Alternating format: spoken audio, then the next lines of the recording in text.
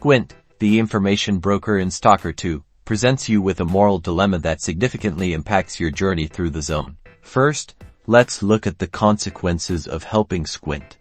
Agreeing to assist him will likely open up new quest lines and opportunities for acquiring valuable intel and rare items.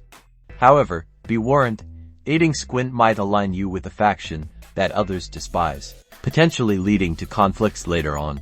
Second, choosing to eliminate Squint, while seemingly a ruthless option, could prevent future betrayals or dangerous alliances.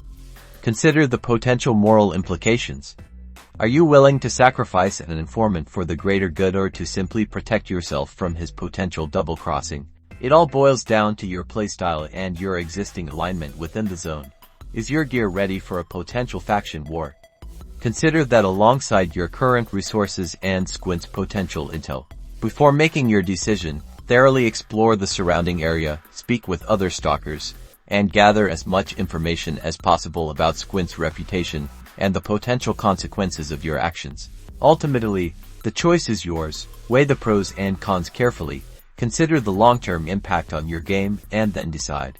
Will you help Squint, or will you end his reign of information brokering?